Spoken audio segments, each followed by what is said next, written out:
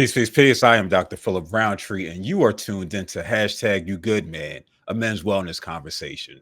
This is the space where we talk truth about mental health, masculinity, about vulnerability, and about the realities of Black men and boys navigating this world. Today, I'm joined by Marvin Tolliver. He's a licensed clinical social worker, Oakland-born, Philly-based, a therapist with Radical Therapy Center, a writer, consultant, and radical educator. Marvin is about liberation, about love, about dismantling the systems that tell us we're not enough. Marvin, thank you for joining me, brother. Yeah, thank you for having me. Excited to be here. Yeah. No doubt, no doubt. So let's start how we always do with the most important question. You good, man? Ooh. Yeah, that's a complicated answer right there. Mhm. I think I have two answers for that. I'm feeling good in terms and excited and productive in terms of business and how business has been going, how my nonprofit has been going, how personal life has been going. But when looking at the larger political what's going on there, what's going on in the world, it's get a little concerned, Yeah. a little bit of worry, but I'm cool, I'm good. Word. So let's expound on that briefly. You say a little bit of concern, a little bit of worry about just the political climate. What Yeah. do you mean by that? Well, if folks have been paying attention to politics, there tends to be a war on certain groups of people. The government is becoming more subservient to that one person in the White House instead of the systems of checks and balances and caring about all Americans. Is very much about one group of Americans that's being cared about and the rest of Americans being villainized and not really cared about. So as power seems to be increased, I think I get more and more concerned and more thinking about what Canada looking like as far as to live. but yeah, but we gotta do what we gotta do, Yeah. Yeah. No, I feel that, man. It's funny on my socials, specifically Facebook. I got an ad out of nowhere about, hey, see if you're a good fit to live in Canada. I'm like, where did this come from? I thought about it. I was like, is this a sign? But Yeah. then ultimately it was just like, you know what? This my home, America, and ultimately I can't lead the people. Right. Yeah. And I know you feel the same way, right? Because what we're talking about is, Okay. leadership, right? And community and camaraderie and Yeah. how important that is and what it is that we do. So no, I feel you. I think about it like, hey, so what does it look like? Can I say A? Like, ain't that what they say up there? Hey, A, you know what I mean? So with a little French accent. But no, I dig that. I dig that. So with Yeah. that being said, you've always gravitated towards leadership. So I want you to take us back to East Oakland. How did those early experiences shape you? Yeah, I was always a kid that was told to question everything, to always ask questions, to always find truth. I remember distinctly a really early age in elementary school. We had this assignment to find news articles versus like tabloids. And so there was this tabloid called Star Magazine that was just about, it was like Hillary Clinton is an alien and has another head, like that kind of stuff. And we had to differentiate kind of the truth from these other tabloid magazines. And so at an early age, it was like, oh, so like people control narrative. This was in elementary school. I'm like, oh, so people control narratives. Like people with a certain level of influence of power can control a narrative. People's voices are powerful. And so then I started to kind of realize that going into high school. I went on a trip to Costa Rica, did not know I was going to be able to go on that trip, and then started to see poverty in like abroad. And so here in the States, there are a lot of shelters, a lot of programs for folks out there. There's literally nothing. Yeah. It's like, oh, like this is a completely different world. So I think from then, and I had to be a freshman in high school, I started to really use my voice. I started to really think about perspective. I really started to look at who's being marginalized and how do we speak up for folks. Word. Yeah, it's what you're saying is so important, right? When it comes to just the grounding in who we are and what it is that we do, looking back at what shaped us, right? What made us, what influenced us. So you're talking about, hey, from early on being in the grocery store, right, at the checkout, and I see this magazine, it's just like, yeah, something ain't right about this, right? Asking questions. And so I think that's Yeah. so important in this work, especially Black liberation work, that we ask questions. The Yeah. Jegna A. Hilliard um, always talked about we need to ask questions. Why? So we can ask better questions, so we can ultimately get to the answers that we desire. Yeah. Right. And so what that takes is that takes exploration, that takes going to Costa Rica and being able to compare and contrast, hey, the style of living here versus the style of living here. Yeah. What do they have in common? And what oppressive um systems exist that's the common thread amongst both, Right. right? Yeah. Yeah. Where go ahead. I know you were about to say No, something. I was just gonna just really quickly think about anti-blackness abroad as well, because that was Hmm. something that you kind of could see of like, okay, the darker skinned people in Costa Rica live in a certain area, and then the lighter skinned folks in Costa Rica live in a certain area. And you know, going through my schooling, I've learned both from international students, from travel, that anti-blackness is quite literally all over the world. Right. Yeah. And so like that is something that was a bit shocking to me, that people Hmm. will judge or will have preconceived assumptions based on simply the color of your skin, how your what you know what your hair looks like, all them things. So Yeah. Yeah. Yeah. I had a similar experience going to Egypt and being in Cairo and being in Kemet and then seeing Nubia, right, where it's closer to the Sudan. And so we see a lot of darker skinned folk. We see what the resources look like both within Egypt, right? And then we think about that from from an international perspective, right? And we're looking at it here and saying, hey, there's some commonalities that exist. So no, that definitely makes complete sense. So, with that being said, you've worked in service, yeah, education, and therapy. What would you say the thread is that connects all of those roles? mental health. Easy, easy, easy, easy. Mental health. Um, when it comes to education, right? Like I worked at a school in North Philly, and traumatized kids, traumatized parents, Yeah, traumatized communities, right? And trauma, you know, it acts in a way in which we present very differently, right? Like we're quicker to anger, we're quicker to maybe anxiety.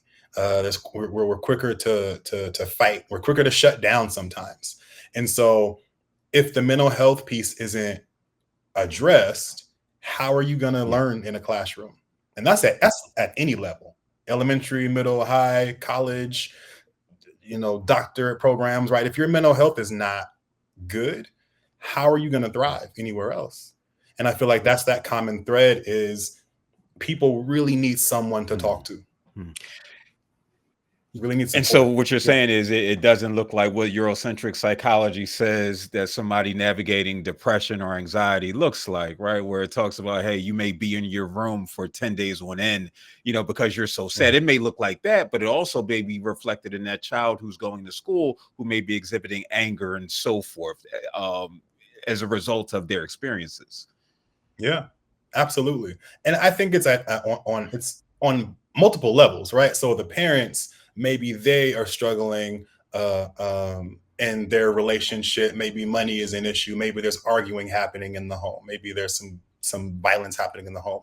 Now that trickles down to the student who has their reaction around what's happening right in the home, and now they may be displaying violent, expressions out in the classroom and at school.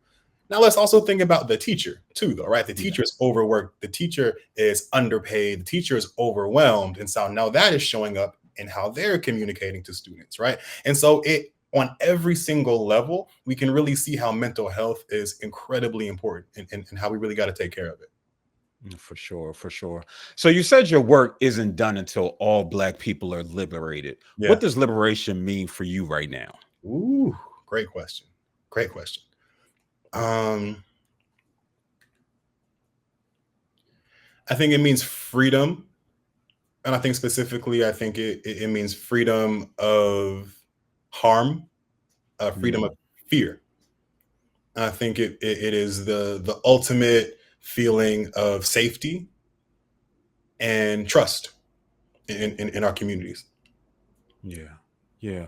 So what has been your experience as you've embarked on this quest, this ancestral duty requirement of helping Black folk liberate themselves? Yeah. So in my practice, I think literally in any space that I occupy, whether it is a therapeutic space, whether it is a consulting space, whether it's I'm doing a training or a workshop or something, it really is naming things that need to be named. It really is talking about systems and oppressive structures that need to be spoken about that we tend to Mm, overlook.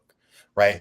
When it comes to therapy, it's talking about how a lot of the traditional mothers and fathers of psychology or social work or mental health or whoever, a lot of them have stolen a lot of tactics from African and indigenous cultures. yeah. Right. And so it's really making sure that we know that, and we know that, oh, they're selling us our own stuff back to us and calling it something different. Right. Um, Sure. it is making sure that if I'm doing a social work talk in a room full of white women, that we're saying, hey, white women, you have so much privilege and power in this field. We need you to do more. Right. We need you to use your voice, because me putting my voice at risk is putting my safety at risk, and it's not the same for you. Yeah. Right. You are much safer than I am. It's about standing up for disabled folks, standing up for queer folks, standing up for people and people with marginalized identities who get treated differently simply because of who they are, who they love. Yeah. Yeah. It's when we talk about in a room full of white women, right? It immediately took me to the ancestor Ida B. Wells, right? Mm, Especially you and I both having navigated this this, I mean, historically racist profession of yeah, social work. When we talk about the origin stories, it's Jane Addams, it's the whole house, but we not talked about is Ida B. Wells, who was on the other side of Chicago working with the people yeah, who Jane ain't work with, and so mhm, who had to confront Jane on sometimes like, yo, listen, what you're doing is cool, right? But you need to speak up. You need to do more, yeah, right? Just based off your proximity to power. So no, absolutely. that it makes complete sense. Makes complete sense. And so when we talk about just the various identities, right? In your TEDx talk, you brought up identities such as queerness. Yeah, You talked about concepts like toxic masculinity, yeah, and HIV, right? You were very candid about that. So can you tell me more just about that experience? Not just the talk, because the talk is the talk, right? But just why those things mean so much to you. yeah. I think, and if folks, watch the TEDx talk, it really is what I talk about, and what I kind of shine a light on are the things that kept me mentally, emotionally, spiritually damaged for so long. There was so much internal chaos for so many years around who I was supposed to be versus Mm, really figuring out who am I. Um, I think that talk, again, these are three of the things that I was the most ashamed about in my entire life. mm, Right. So this idea of masculinity, am I masculine enough? Am I showing up as too masculine? Am I doing too much? Is my voice deep enough? All of these things that I'm questioning because of homophobia, essentially, right? The one yeah. of the things, especially for Black men, one of the things we do not want the most is to be connected to anything queer, anything gay, anything weak, sissy, all of these words, because we're led to believe that you're less than a man if you are queer, right? Well, which we know that's not the case at all, but some of those same harmful ideals continue today. Yeah. And then, trickling down to my HIV diagnosis, and I think that really speaks to one, those harmful ideals that I had, but also, and this is something that people always ask me why I got into this work, is that I wish I had someone like me to just help me out with all of my middle school chaos and anxiety, Angst. like Yeah. Yeah. guessing and like, I don't know about this. Is it safe to say this? To do all of those things I had to deal with alone. And so that shame really silences Mhm. us. right? And so I felt a lot of shame for a lot of my life, and so I didn't talk about a lot of this stuff. And so this TEDx talk was not only healing for me, the younger version for me, but I know that there are so many people dealing with very similar things. There are people who have DM'd me saying, like, thank you so much for your story because I'm going through the exact same thing. Or I've been diagnosed for 5 years and I haven't told my parents yet, right? So like I think that our stories have way more power than we think they do. And I think that's what one of the things, and I'm sure you've seen it in your men's groups, but in my men's groups as well, how people simply sharing, unbeknownst to them, is they're potentially uh, um, encouraging or shifting someone's life for the better simply by them speaking about their experience, right? And so, just lastly, like Michelle D. Winston, I had a talk with her. She said we all cause harm, right? We can all be harmers. We can all be healers too, though. Right, we all have the skill to do that, and so that's part of what I talk about in my groups, and then also in the TEDx. And that's the purpose of all of this, right? This is the purpose of this show. It's to have brothers and those who love brothers, right, listen and care and being, encourage them to be vulnerable, right? Because we know what vulnerability has done for you and I in our personal lives, right? And we realize what vulnerability has done because it offers permission, right? Even though we don't need to offer people permission, right? They just have to deem themselves worthy enough to be able to. But in this, again, whether it's the political climate that we're in, whether it's the cultural history of so many things that we've experienced as Black folk, I'm extremely critical of hip hop culture. So when you say the worst thing you could say to a Black man is talked about his sexual identity, that resonates, right? Because there's no such thing as exploration and trying to figure out who you are in the context of all of these other systems that are attempted to oppress you, right? And so that weighs heavy. And so the groups that we do have working as clinicians, just to say, hey, I'm not here to judge. I'm here to listen, right? And so we take this, both this education and this vulnerability piece, and we merge it together, right? We merge it together because we understand how powerful it is. Yeah, it's more than just, thoughts and feelings, right? Which some people think that we do. It's just like, hey, we just sit and listen to people talk, get your feelings off. No, but we're also bringing some, some theoretical foundational work, ancestral work, make sure, because I don't want folk to confuse what we do with the Eurocentric psychology aspect of it all, even though listen, a broken clock is right twice a day, they say, right? But it's all so important in the work that we do. So when you ended the TEDx talk, you ended with, it's hella easy to just choose love. What did you mean by that?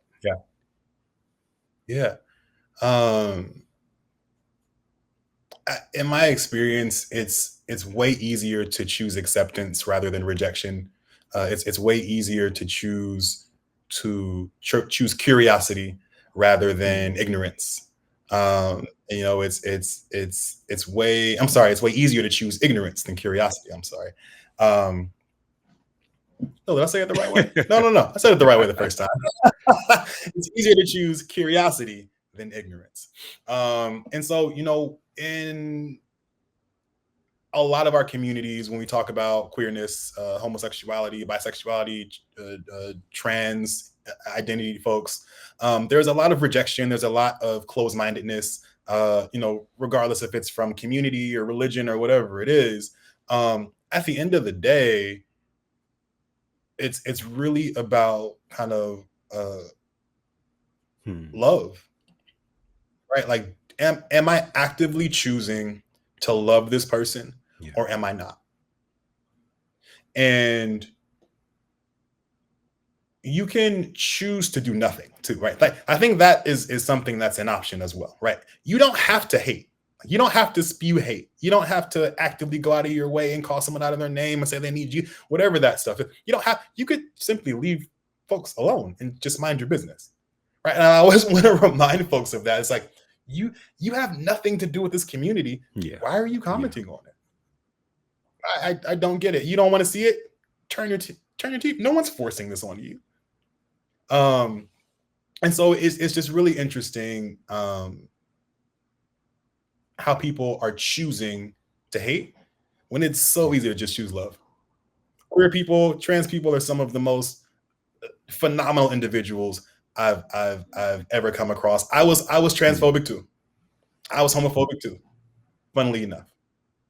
Right. But it wasn't until you really engage in what we have assumptions about, and then we experience it, and then we're like, oh, this is different than all of this other stuff I've heard about. Like, this is an actual real connection, and I like it. And so then I had to challenge my own thoughts. Wait, so then why did I hate this person? Where did these other thoughts come from? Right. So it's really about experiencing something for yourself, in my opinion, rather than listening to whoever. One thing I remind myself is that I can't say I love Black folk if I don't love all incarnations of Black folk. It just doesn't work like that. And then also when we just talk about, when we really get into the history, and this is where we talk about the importance of understanding identity, having some sort of memory of not only here, but also to the motherland. Because then when we start to get into it, we start to see, hey, there's some sexual fluidity here. There's some gender fluidity here. It wasn't until, settler colonization where morals started to be intermingled, quote unquote, morals started to be intermingled. And now here we find ourselves hating somebody that looks like us. Right. And so when I think about choose love and how poignant it is, it feels like a mantra, right? A mantra. Choose love in any interaction that I might have with somebody. Choose love. I might be driving, somebody might cut me off. Choose love. It might be difficult in that moment, right? It might be difficult, but it's a mission, right? And if we make it our mission, it's something that can be not only beneficial to us, but beneficial to this community that we say that we love. Right. And it seems like it's your mission. And so, in seeing your social media and how you live that out daily. And so I want to talk about that work specifically. So you hold space for so many people through therapy, through group work, through public speaking. What grounds you while carrying all of that? Yeah. I have therapy. So I'll start with that. I have a therapist every Friday. And he knows to come ready because I got a lot that I'm coming with. But that has been incredibly helpful in this journey. Having, I think, a very strong community. And I always stress this with all of my clients, with anyone that I work with, is like, who is your community? Because therapy can only do so much. Religion, if folks are religious, can only do so much. Right. And so who are these people that you really trust, you really feel safe around, that they can be therapeutic resources? It's not therapy, but they are therapeutic resources. And so I have a phenomenal community who shows up for me if I need to vent, if I need advice, if I just need them to say a joke, whatever I need in those moments, they're willing to do, and I'm willing to do that for them as well. So community is incredibly important. I think just getting outside. Honestly, like for me personally, I need to be outside. I'll get very comfortable on my couch. I do virtual work, so I'm like, do I want to go outside or do I just want to watch TV? Right. So I have to force myself sometimes, like, no, go take a walk, go get some sun, go breathe, take a deep breath. Trying to get back active, but moving my body more in the gym. Was doing yoga a little while ago, got to get back into that. But yeah, wellness and self-care and just rest is really important to me. One of my other favorite things to say is cancel it and rest, because sometimes we don't feel it. Like, we're not feeling it. We don't feel it in our bodies, our energy, our brain is maybe all over the place. Cancel it and rest. Take a day off. People are stacking up those vacation and personal days for whatever no reason. Because what'll happen is, once you go on, and I've seen it, right? I'm sure you've seen it too. When you go on, for whatever reason, somebody gonna be right in your spot. You know what I mean? Somebody gonna be right in your spot. So as we get ready to wrap up, looking ahead, whether it's therapy, men's group, or your public voice, what's your vision moving forward? Yeah, my vision, and right now I'm very much focused on my nonprofit, Dear Black Man, You Good, which aims to improve the mental health and overall wellness of all Black men through culturally relevant education and community care. Um, it's really, centering Black men's healing and centering Black men's healing because Black men, when it comes to the Black community, we're at the top of the privilege pole. And so this is the only time, in my opinion, that the trickle-down effect will actually work, is that Black men being healed will trickle down Yeah. to everyone else. And I truly believe that. And so, but first we got to get it with each other, right? And so Dear Black Man, You Good right now is in Philly. My plan is to have a Dear Black Man, You Good Oakland hub, a Dear Black Man, You Good Brooklyn, a Dear Black Man, You Good Houston, right? Because Black men need healing everywhere. We need community everywhere, and we need healing everywhere. And so that's kind of what I want to see in the near future is see this grow, this movement grow. Listen, man, that time went fast, Marv. Listen, I want to thank you. It always Always does. It always does. I want to thank you for showing up. I want to thank you for your truth. I want to thank you for your vulnerability. Thank you for your radical love for those who are watching and you want to say, hey, I like this brother. Let me see what he's about. Definitely check him out, www.marvintolliver.com.